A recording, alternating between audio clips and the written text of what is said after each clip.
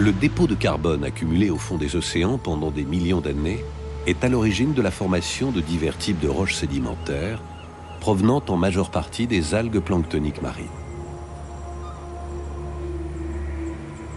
Parmi ces roches, le pétrole est certainement la plus connue de toutes. Ce carburant fossile est le résultat de la lente transformation de résidus d'êtres vivants, majoritairement planctoniques, accumulés pendant des millions d'années au fond des océans. Le pétrole n'est donc qu'un sous-produit de l'incontournable plancton. Un enjeu de taille se présente alors, celui du plancton comme une nouvelle source d'énergie.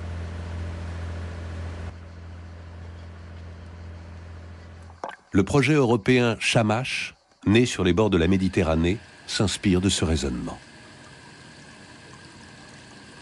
Une équipe pluridisciplinaire a été mise en place pour répondre à un objectif précis: puiser dans la diversité du plancton une source d'énergie renouvelable. À la station CNRS de Villefranche-sur-Mer, le laboratoire d'Antoine Siandra est le centre névralgique du projet de recherche.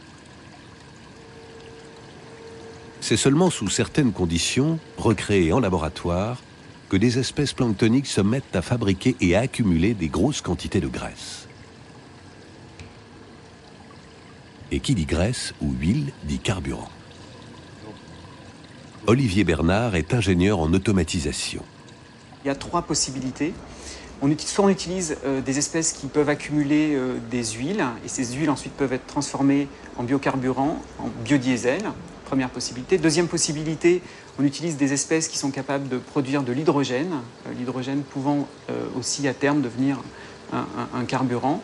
Et enfin, dernière possibilité, on méthanise ces algues de manière à produire du méthane, qui est un carburant qui est utilisé par exemple en Scandinavie de manière assez forte. Dans le laboratoire de Villefranche-sur-Mer, c'est la production de biocarburant qui a été choisie. Un petit photobioréacteur de seulement quelques litres analyse les moindres faits et gestes du plancton qu'il contient.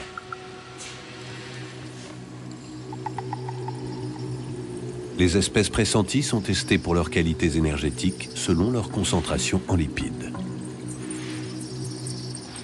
Les cellules phytoplanctoniques peuvent contenir jusqu'à 80% de lipides, mais ça, c'est pas du tout naturel. Pour arriver à ce résultat, il faut les stresser, il faut les carencer en azote. Et cette carence en azote va conduire à l'accumulation de lipides. Pour le moment, une vingtaine de microalgues planctoniques ont déjà été testées. Dans ce laboratoire, les huiles extraites du plancton se chiffrent en millièmes de litre. Pour l'instant, c'est relativement timide à l'échelle de la planète. Il n'y a pas encore de production, de très forte production de phytoplancton. On est à quelques milliers de tonnes par an, ce qui est ridicule si on imagine des productions de biocarburants.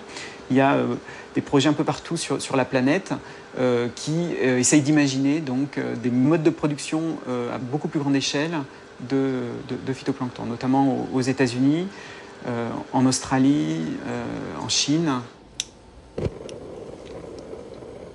Au laboratoire CIRAD de Montpellier, où se déroule la phase ultime du projet, des études préliminaires sont effectuées sur la manière dont brûle le biodiesel obtenu à partir des huiles extraites du plancton végétal.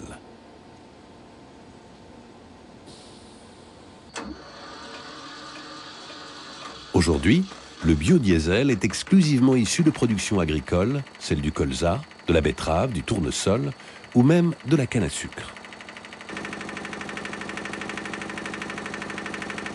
Alors, l'avantage d'utiliser du phytoplancton pour produire du biodiesel est multiple. D'abord, donc, on a des productivités qui sont bien plus fortes qu'avec les espèces terrestres, parce que les microalgues peuvent se développer beaucoup plus rapidement. Elles ont à proximité tout ce dont elles ont besoin pour leur croissance, ce qui peut permettre d'imaginer des productions à l'hectare qui seront 30 fois supérieures à ce qu'on sait faire aujourd'hui avec les espèces oléagineuses terrestres. Mais simplement pour ça, on a encore de la recherche à faire et un grand nombre de verrous à lever, de problèmes scientifiques relativement difficiles qui, pour l'instant, empêchent d'imaginer des productions industrielles. Donc, il faudra compter une dizaine d'années avant qu'on soit capable de produire à grande échelle, de manière industrielle, du phytoplancton qui permettrait de faire des biocarburants. Ça y arrive et ça y reste. La régulation. On n'est pas du tout en concurrence avec des cultures alimentaires, parce qu'il y a un problème des biocarburants actuels. Et par ailleurs, ces technologies n'ont pas recours à des apports massifs d'engrais ou de pesticides, qui sont un point un peu délicat sur les biocarburants actuels.